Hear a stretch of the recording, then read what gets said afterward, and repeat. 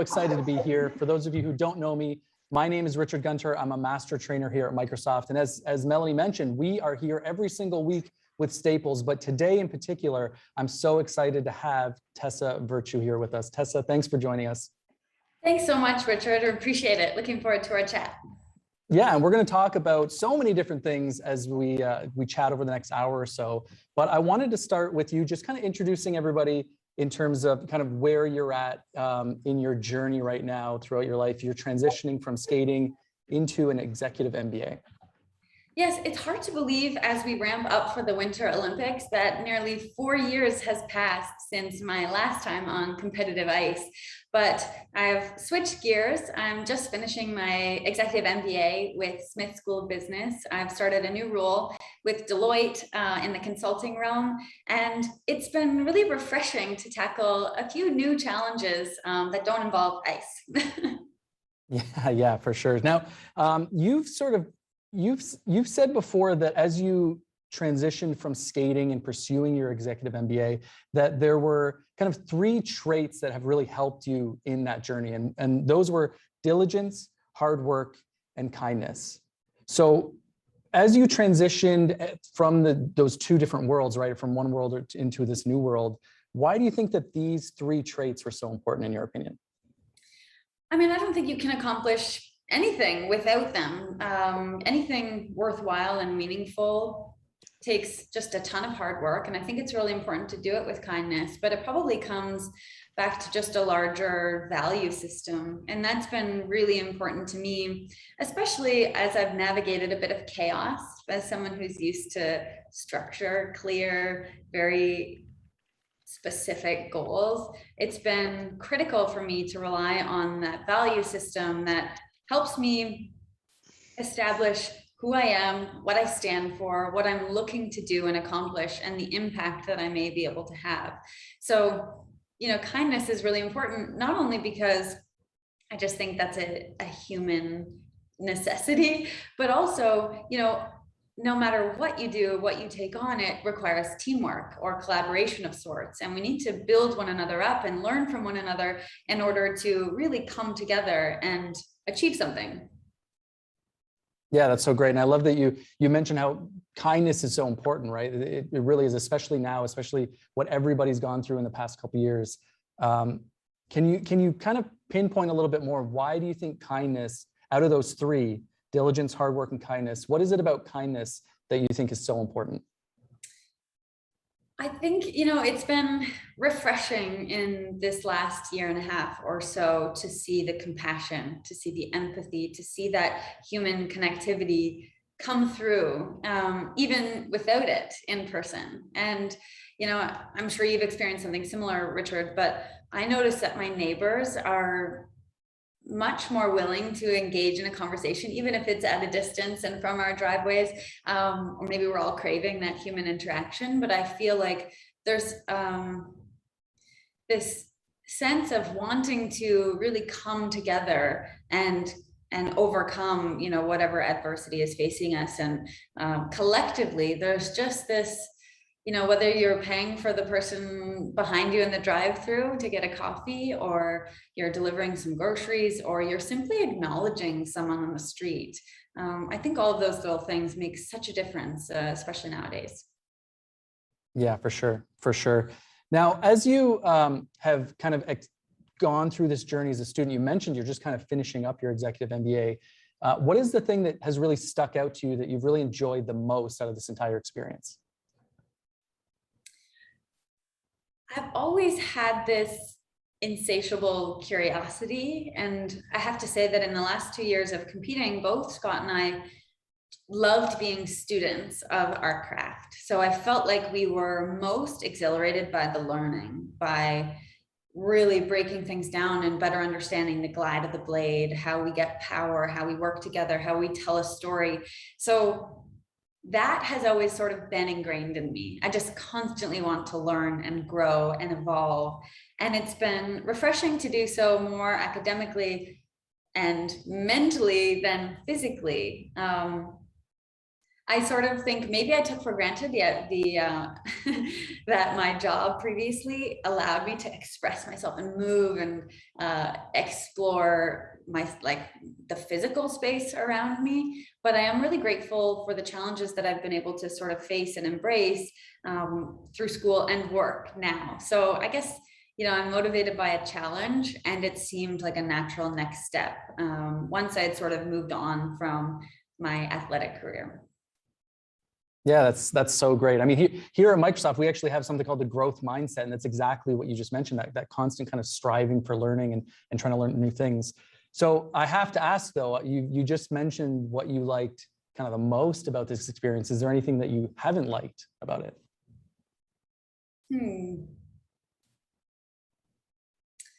Anything I haven't, I'm sure. I'm sure there are things. I'm a very big thinker. I'm a big dreamer. I'm really creative in a lot of ways. And I think what's been hard, especially in the school experience, is diving into the minutia and the details, especially in the quantitative courses, where I just sort of wanted the vocabulary to understand, okay, let's have a conversation once we've established the number. I don't really care how we got the number. So I would say, sort of just trying to wrap my head around the different ways of coming to a solution, especially when it's black and white. I tend to like to live in the gray zone in theory and discussing feelings and a little more abstract. So that's been a difficult element of it for me. Yeah, for sure. Now you mentioned that in some courses you're just kind of like, I just need the vocabulary here. I don't need everything. Is there something within your MBA that you really have focused in on and you're like, this is very interesting to me and I want to learn more about it? Yeah, there have been so many surprises in that sense, whether it's accounting or economics or even geopolitics. I just did a bit of studying abroad in Spain, and that was sort of from the EU lens. And that was fascinating to me because it was something that I had never really been exposed to. So yeah, that's been really fulfilling, like a little bit scary, but I think that's also when we sort of step up and we get excited about something, and maybe that's sort of the dopamine hit of learning and just sort of getting that reinforced and that it's a good thing. And there's, the more you learn, the more you realize you need to learn. So I would say, if nothing else, it's actually further sparked my desire to continue education. Yeah, that's so great. I mean, you've got to get outside that comfort zone, right? In order to learn. If you're in the comfort zone, you're not learning anything. Totally. Yes, exactly. And I think we used to say that in skating, and as much as we could, we tried to step outside of our comfort zone or that box or that, that safe place. And yet probably no matter what, when we had blades on our feet, we were somewhat comfortable, which feels odd to say now, but it's really invigorating to sort of really test that, like to really walk the talk. So have you always been business minded? I mean, even as you were skating, even as you were pushing yourself so hard to kind of get to the top of that craft, in the back of your mind, have you been business minded? Is this something that you just kind of knew you were going to set forward on afterwards? Good question. I think I was probably forced into it at an early age because skating is so expensive. And it didn't take long to figure out that we needed to leverage, part of our public image in order to get some funding or sponsorship so that we could put it into our training, have better access to resources and coaches and ice time, and then be better skaters. And the cycle ensued. So I do think that it started at an early age, but it was sort of, a requirement in order to pursue our dreams and goals. And then really learned, we had some great mentors who taught us our worth and our value in that capacity, and started to really love, the creative side of it. How can we help a brand grow? How can we offer value? How can we learn to be business people simultaneously to athletes, which is a, a tricky balance given just all of the sacrifice and time required for training. But I just think it ended up being a really interesting balancing act. And I'm grateful that I had a partner to sort of navigate that with, because we needed to come together and ensure that skating always came first. But slowly we started finding our place in those business conversations, and that too was exhilarating. So it wasn't just about the product we could put out on the ice, but it was about the negotiations, all of the steps it took to get to that performance. And I think, in the end, I really ended up just loving kind of the marriage of the two.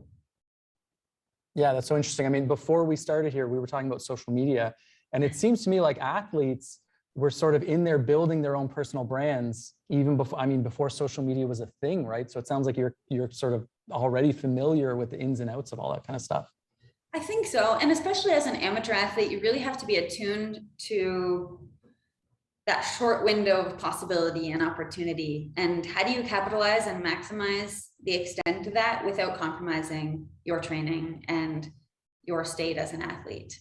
Because ultimately, no one cares if we're on the Cheerios box before the Olympics. It's just what you do, what the output of that Olympics is. And so, it was a constant sort of ebb and flow and continual dialogue between Scott and me. But I think we found a place where it became part of our story. And again, just knowing that it was feeding back into our skating at the time and making us better, we would have done anything. Yeah, that's so cool. So getting back to the MBA and the journey that you've gone on here, you have obviously been doing it during this pandemic, as so many of us have. And much of what you've done is virtual, if not all of it.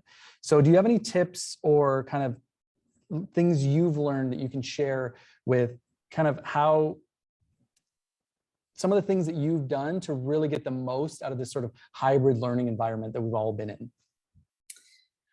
I think, I spent every day in a very sort of grungy hockey arena pretending it was the Olympic Games. So I'm not a stranger to sort of simulating or envisioning this suspended reality. So I really have tried to, every time I join a business call, I think that I'm at in the conference room at a boardroom table, and I leave my distractions and I try and give my utmost respect to the people in the room. And so my phone's in a different room on Do Not Disturb. I'm clear, I'm present, I've done my prep work. I feel like I'm dressed, shoes and everything. I kind of didn't really fall into that sweatpant thing, only because I just really wanted it to feel real. I wanted to feel like I could create structure in my day, even when there wasn't, and feel like I could be at my best. And that's just what works for me. And I've chatted with people who have very different ways of working, and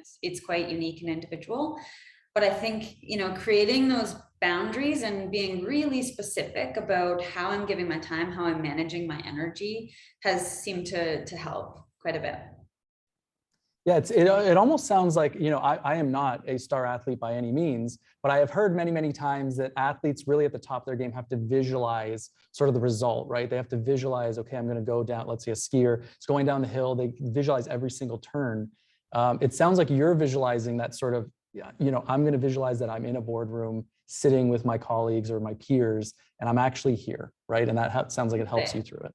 Yeah, and it's like, you just have to sort of put yourself in the right mindset. So I think it's my job to show up, whether that's for school or for work, and to be at my best, whatever that means that day. And I will add to that, easier for me to embrace the work wardrobe, especially because I've long romanticized that as someone who lived in workout clothes and sweats their entire career. So, I was happy to lean into that, but it did certainly help, making that walk bedroom to office, thinking, okay, now I am Tessa Virtue, the Deloitte employee, or I'm Tessa Virtue, the MBA student, and being present and very purposeful and intentional about the way that I approach my work has really just been that entire mindset shift, I think.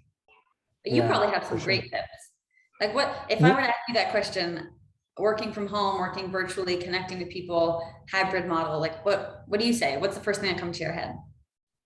Yeah, I mean, you need to sort of, like you said, visualizing is so great, and removing yourself from the monotony, right? If you're, especially at the beginning, I found it's gotten a lot better now as people have learned. I think we've learned so much over these past couple of years, but at the beginning it was like 8 hours of Zoom or team meetings, like back to back to back, and just getting up, moving, sort of kind of breaking yourself out of that routine to say, like, I am not shackled to this computer.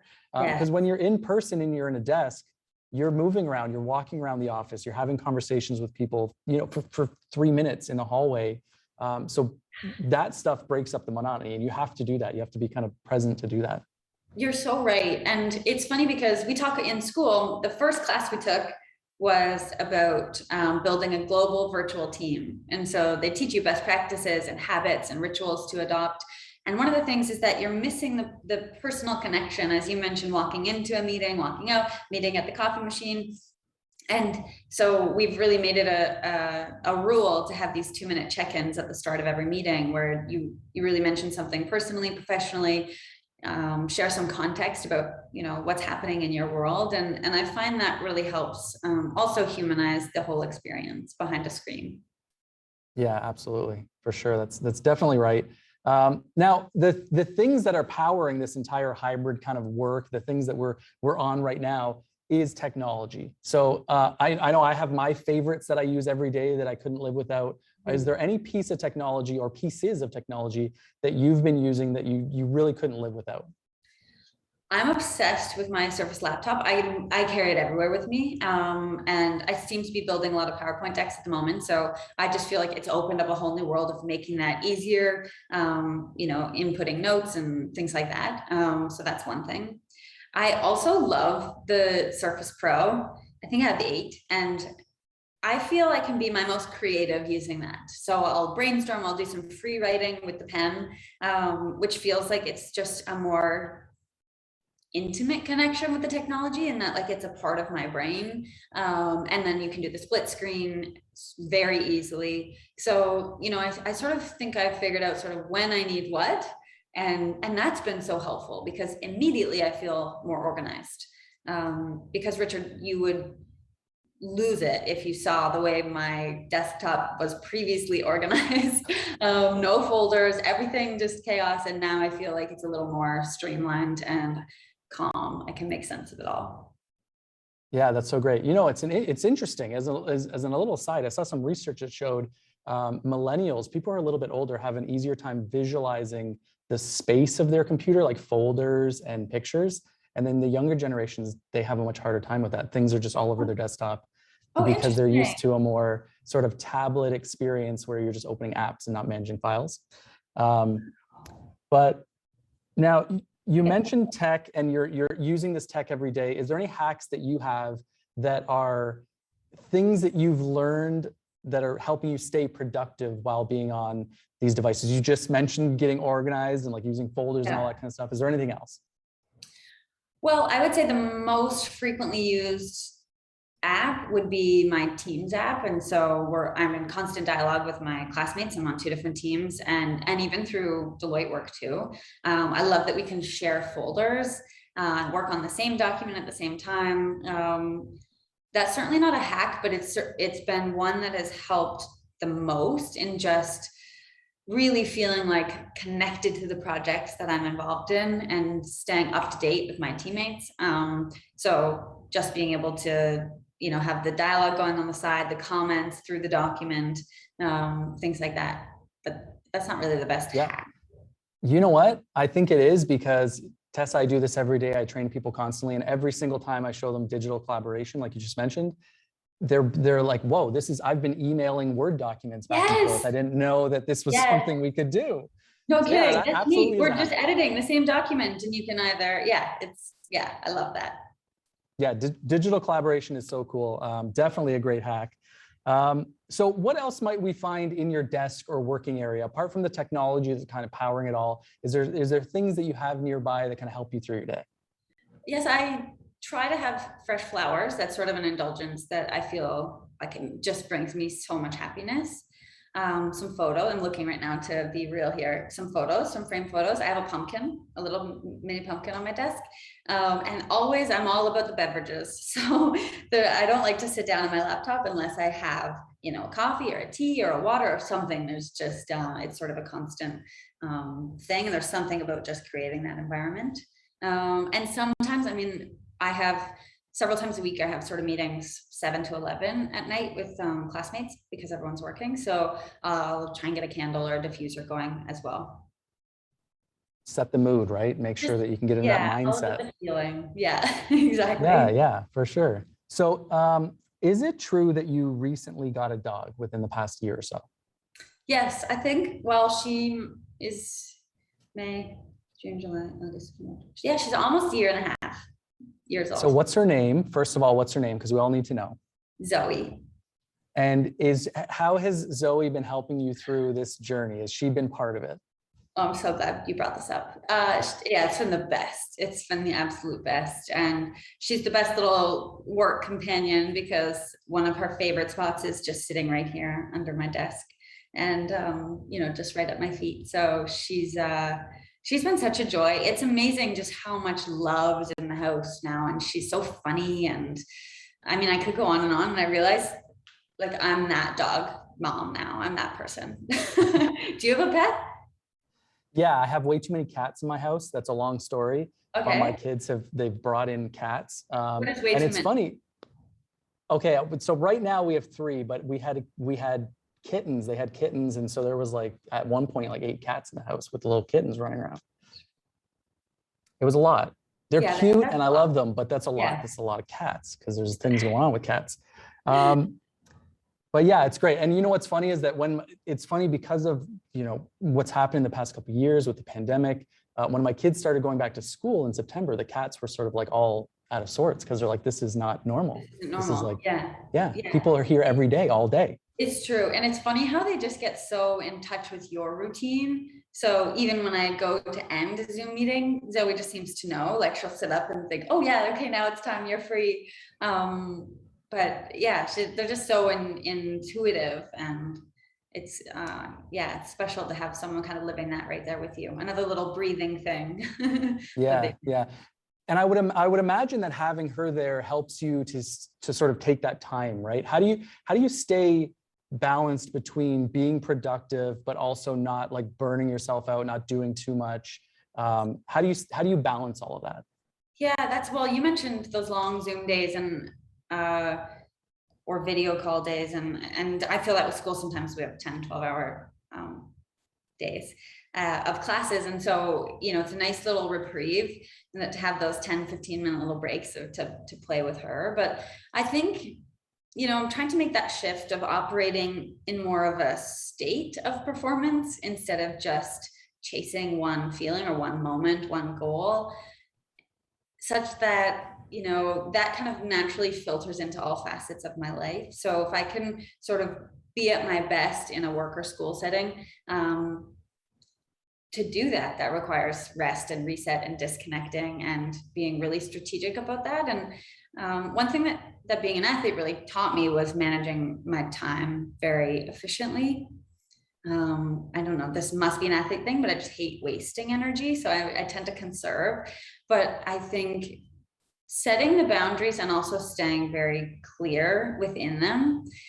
It's a slippery slope when you say, I'm going to work from this time to this time, or I'm not taking any meetings, you know, after 6 p.m. or something. And then when you start to do that, it's a very slippery slope of just like that becomes the norm. And so we all talk about setting boundaries or prioritizing, but I think just like truly sticking to that and living it, it's amazing how quickly they become just habits and ways of living instead of only ways of working, if that makes sense. I feel like maybe less of a blurred line between the two. Yeah, absolutely. And I know that for many people, right, that's been such a hard thing to balance, right? Now that your work life has almost invaded your home life, right? We're doing it from home, and trying to separate those two things is so important.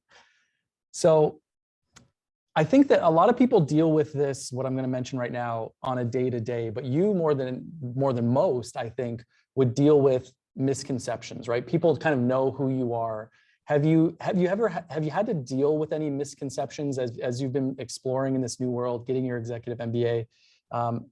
And how have you dealt with any of those misconceptions that have come across? You're right that everyone has to deal with that. So I won't sit here and pretend like I'm special in any way, because we all have judgments and we all want to categorize people, and we all tend to. It's just that human nature to sort of fit people in these boxes that make sense.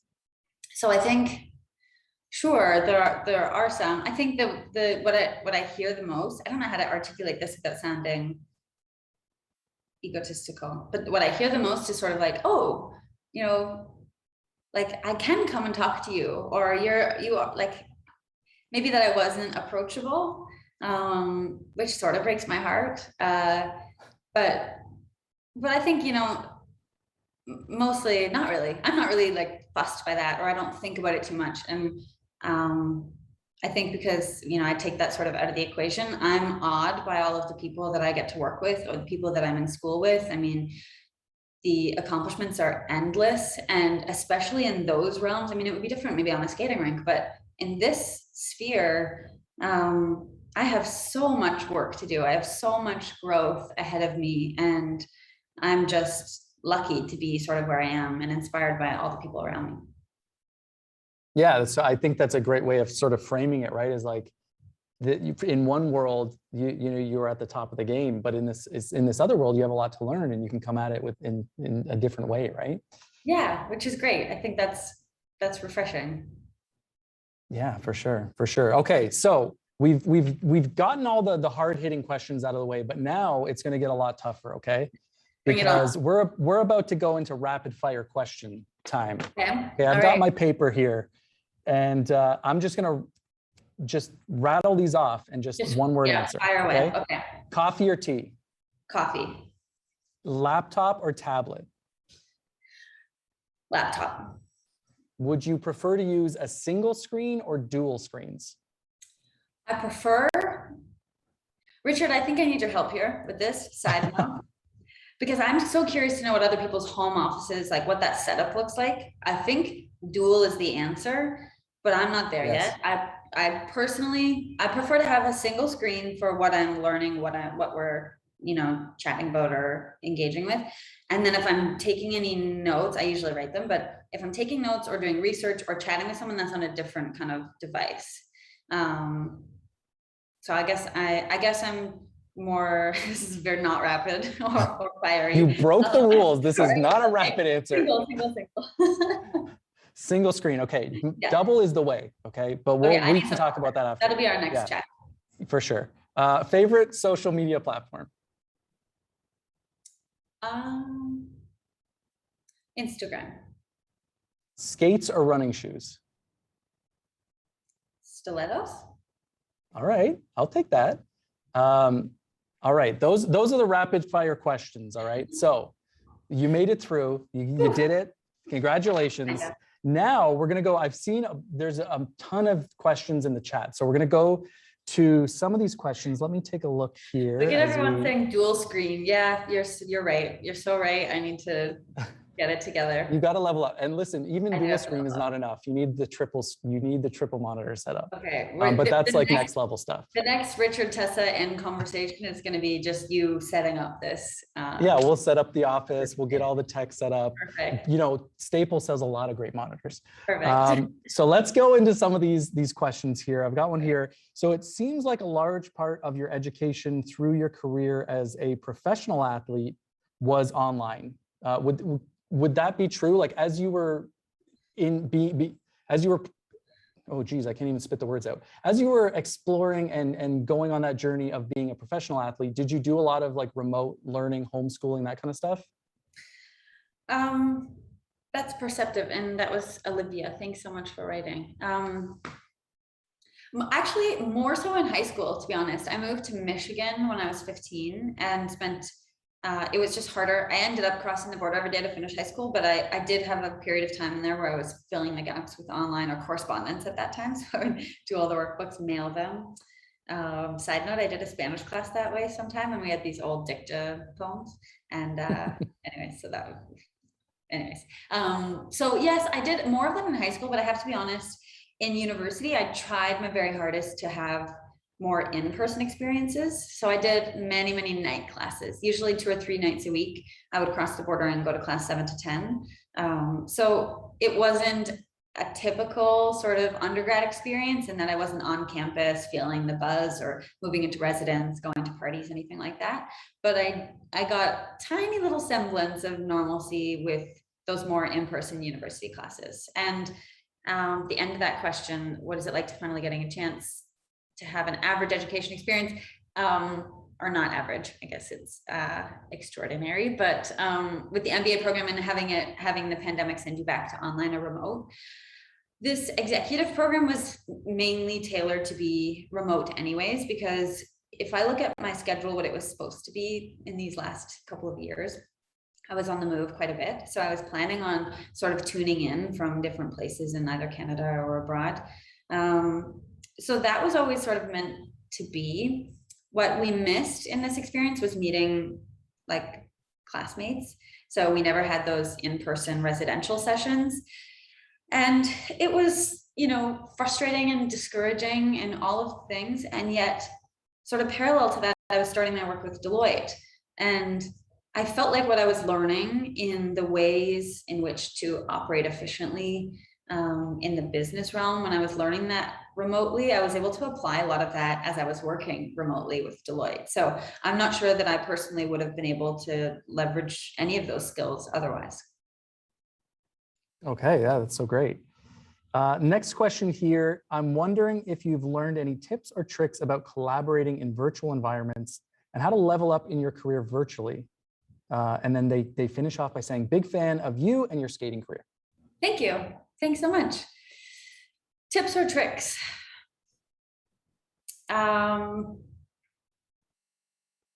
Over communicate. I think when working in a digital space, there's so much room for assumptions and for second guessing and for doubt, that I've really learned to just over communicate, whether that's on a specific project or more personally. I think there's such value in that, in sharing, reaching out, touching base. We tend to do more of that than we probably ordinarily would, just because of the virtual setting. Yeah, no, I think that's absolutely a great tip. Like I over communicate. Like we can never communicate enough or too much, right? That's a great point. What is the most significant change in your life since you've retired from the ice and pursued your executive MBA?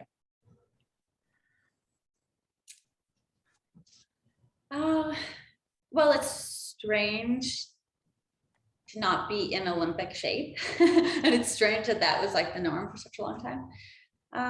The biggest change.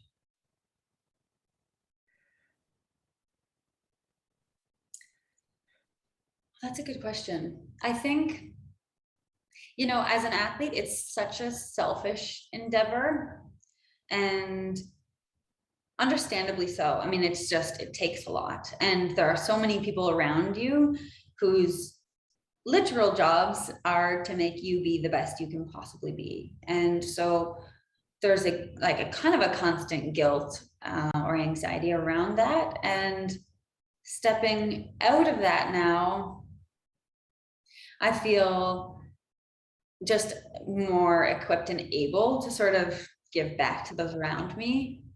But actually, you know what, if I'm being really honest, the biggest difference is there's so much less anxiety. My most stressful, daunting day now pales in comparison to the easiest day of what we faced, especially in the end with the pressure. And a lot of that was self-imposed, and it's what made it so special and what I loved about it. But I'm not sure that was sustainable. And it was just like such a heavy weight of stress. And I'm so privileged to have been able to feel that. I don't regret it. It's just, it's marked how different it feels now. Yeah. Well, no, I think you're absolutely right to say that it is a privilege to feel that stress, right? because now you've felt what it feels like to be very stressed with so much pressure on just your shoulders. Now you can kind of, everything's a breeze after that, right? Well, I mean, I'll eat those words soon, but that's what came to me in this moment. Yeah, absolutely. So what does your daily workflow look like? Like, walk us through the sort of day in the life of Tessa Virtue. Oh, well, I will say that it's not yet consistent. I still have enough on the go with different projects that every day is a little bit different. And I think I'm learning to really like that. Probably the first half of my day is spent doing consulting work, then school work, and then school meetings. If I had to sort of lay it out like that. Some days are more hectic than others, but yeah, there's always school, there's always work, and then there's always some sort of other Tessa Virtue thing, like that kind of pillar of work thing. Yeah. Very cool. Very cool. I see a great question here from Patricia. Hi, Tessa. What is one piece of advice that someone has given you in your skating career that still rings true today while you go forth on this school and work environment? Thank you so much for the question and the comment. Piece of advice. I mean, there are so many things that really are applicable, and it's amazing just how much of that translates. But I think one, like, be willing to do things differently.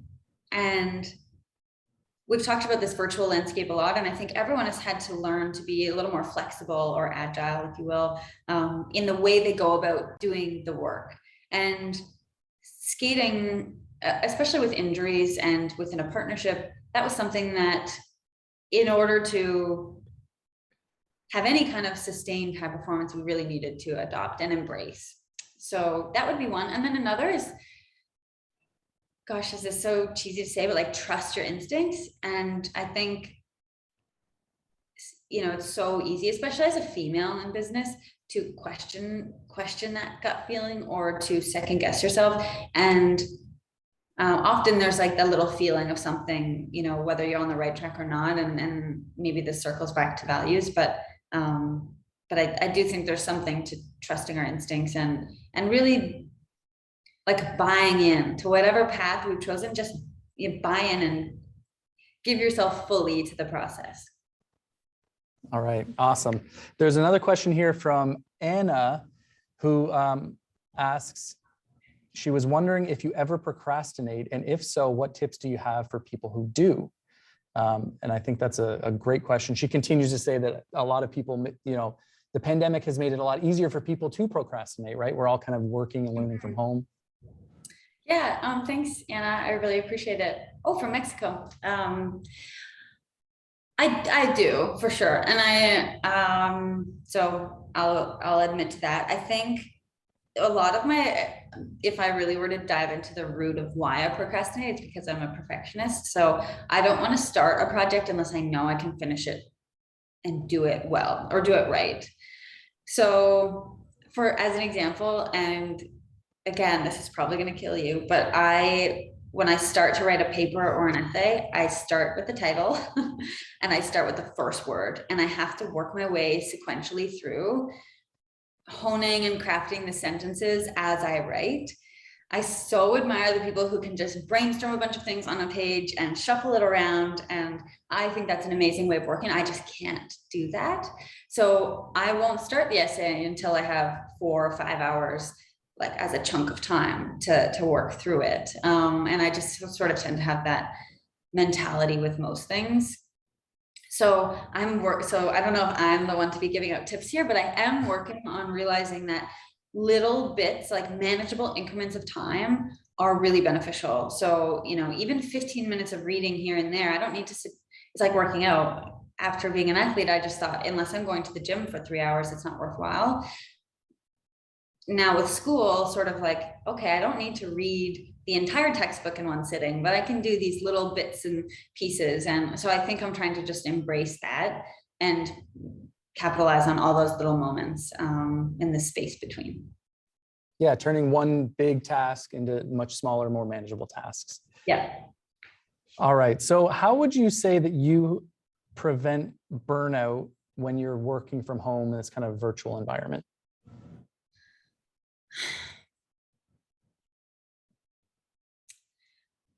I think, I mean, gosh, that's the question, isn't it? And a lot of my work at the moment is revolves around this. Like, how do we equip ourselves with the tools and skills and strategies to employ this resilience to sort of navigate these murky waters, but then also how can I depend on and rely on the team around me? How can we better manage this? And then from a broader scope, even like organizationally, what the companies we work for and work with need to do to better support our independent work.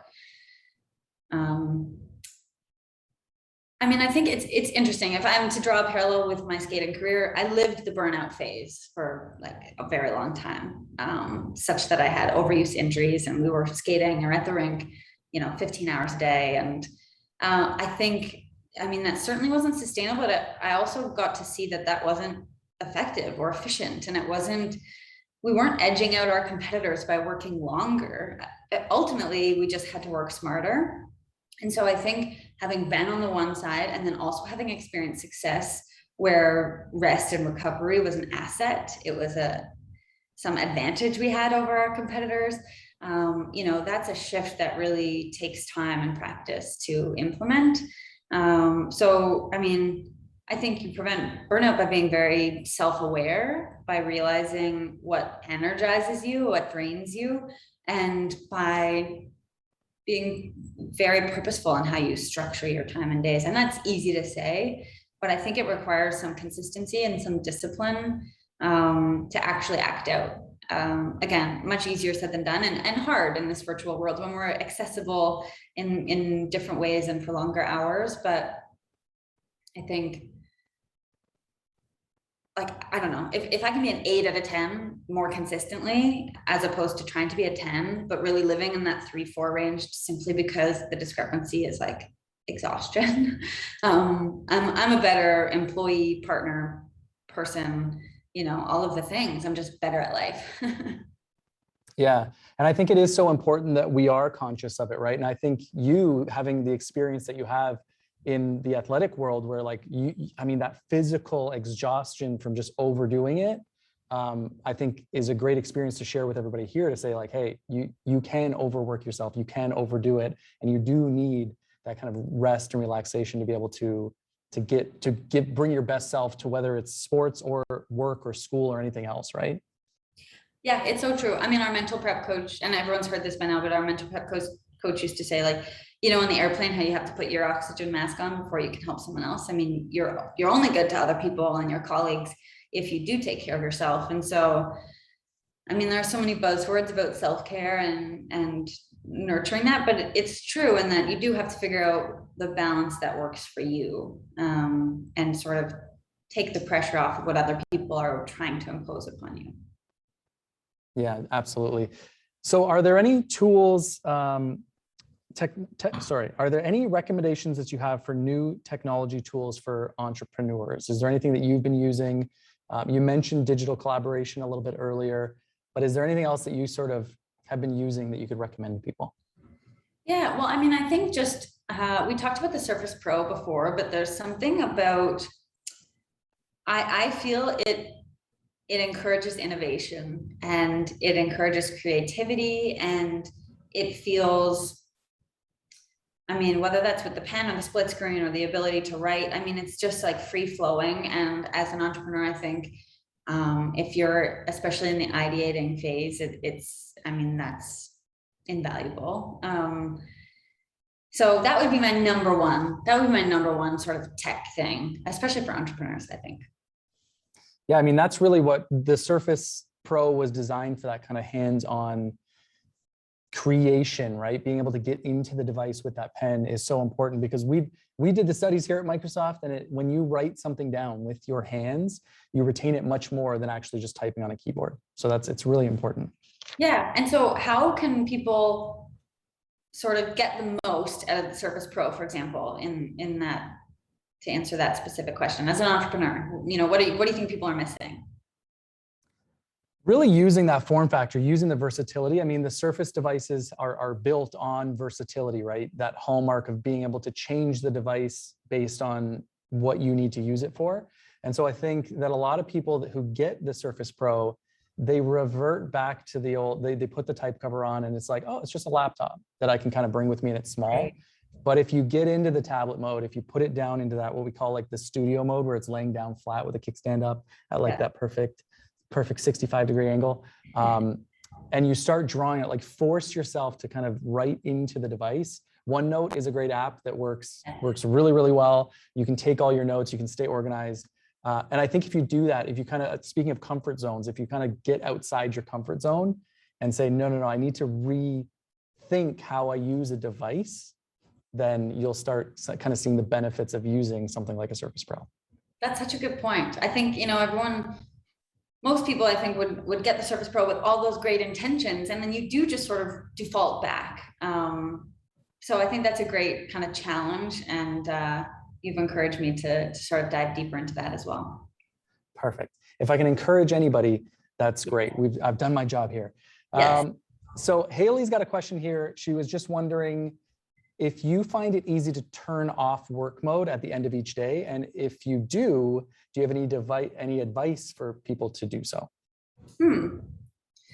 I think yes. I mean, physically, yes. I'm pretty good about sort of leaving work in the office here and like setting times for myself. School, I'll be honest, is harder just because the hours are a little more obscure, but what I have a harder time is turning my brain off. So like I'll constantly, wake up in the middle of the night or in the morning and just, I can't stop thinking about some of the exciting projects that are on the go at the moment. And sometimes that's a good thing. It depends on the different phases, but sometimes I actively need to try and, step away mentally, get outside, do something completely different, spark something in my brain to sort of replace those thoughts and then come at it with fresh eyes and a fresh brain to the next day. So it sort of depends, but I will say that, having a specific workspace makes a big difference. So I'm pretty good about, consistently working at my desk. Yeah, that's great. I mean, that spot is for working and then everywhere else is for kind of relaxation or living kind of life. Yeah. I like how you mentioned sort of removing yourself, because I can fall victim to this as well. When you're really excited about something, whether it's work, school, something, and it just kind of takes over your thoughts. So you're lying there in bed, you're thinking about it. What can I do for this? What can I do for that? So I like the tip there of like, just go do something else that will take your mind off of it, whether it's a walk or anything else. So Tessa, would you classify yourself as an introvert or an extrovert? I would say I'm an introvert. I feel comfortable in social situations, but I recharge on my own. And, okay, bear with me for a moment, because I think the pandemic has challenged that a little bit in my mind, in that, I've been a little bit more lately, able to be slightly more social and realizing I'm so energized by that and invigorated by that human connection. So it has made me question that, but I think, on net, I'm an introvert.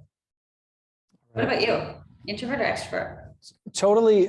Yeah, introvert. And I think that if you yourself are introvert, I know you were on the stage sort of performing, there was a term I just recently heard called a loud, shy person. So when there are rules in place around how you should be presenting yourself to a large group, then it's much easier. Like for me, I do a lot of presentations, there's crowds, there's groups, and there are specific rules. So it's easy, it's natural, we can do it. But then in social situations, when you're, just walking, for example, like parents at the school, I'm socially awkward, I'm introverted, like, hey, I don't know how to how do I approach that person and start talking to them? I have no idea. Interesting. Oh, I wonder. Sometimes I can't stop talking to those people though. Like random people on the street or servers or, But you have the benefit of people probably coming up to you and wanting to talk to you, right?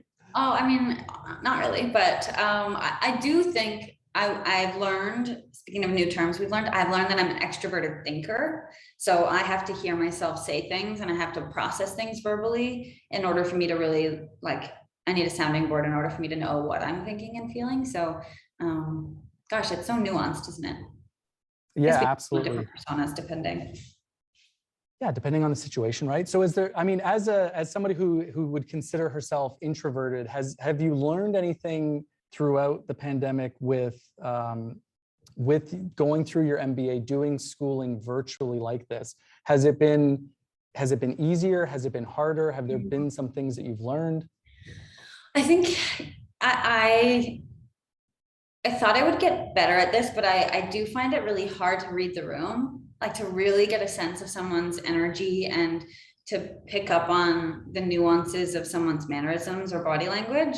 And I guess that's maybe just more exhausting because then you're really trying to read into it and you're looking at the screen, you're trying to get a sense of it. And I just worry, especially when I work, with a team, it's so much easier for someone to sort of spin out and question things and go off on a tangent virtually. I think where if you were in the same room together, you'd be able to stop them and say like, hey, let's grab a coffee, let's talk through this. Or I think you're better able to support one another. And maybe that's like an insecurity of mine because I feel like it's different virtually or in a video sense. Even this, I think it would be a little bit different if we were in person right now, but I think it's amazing that we've been able to connect with so many people. I don't know how many people are on right now, but I think that is so cool that we're able to give access to people from all over. So, there are great things about it too. Yeah, there's absolutely like pros and cons, right? Where you can get the benefits from one or the other for sure. All right, well, I think that about wraps up all the questions that I've got here. So first off, Tessa, thank you so much for spending the time with us today. We really appreciate it. Was there anything else you wanted to leave everybody with? We've got a couple minutes. Did you want to leave them with anything, any words of wisdom? This was so nice. Thanks, Richard, for the thoughtful questions. And to those participating in the chat, I'm trying to look through all the comments. I really appreciate it. Thanks for tuning in. And thanks for sharing in my love of Microsoft and, offering, Richard, you're so great with offering the tips and tricks and better ways of working, which we're all just sort of learning together to navigate. So I really appreciate it. And to Staples too for hosting us. Yeah, thank you so much. So thanks everybody for joining us. We really appreciate you showing up, coming to the Staples Spotlight. And Microsoft is here every Tuesday. Tessa mentioned that she's in PowerPoint all the time. She's building PowerPoints constantly. Next Tuesday, I will be here in this exact same spot going over the power of PowerPoint, where you can learn all sorts of amazing tips on PowerPoint. So if you're interested, be sure, check us out next Tuesday. I think, unless they tell me no, I'm going to hand it back over to the Staples team. Melanie, if you want to come in and close everything off. But thanks again, everybody. And thanks to Tessa for joining us today. Awesome. I can't wait to learn about PowerPoint. I'm joining that one. There we go. You're registered, Tessa. Big thank you to both of you. There's so much love in the chat, and talk about inspirational. Your insights from both of you, just fantastic. Thank you for spending the evening with us.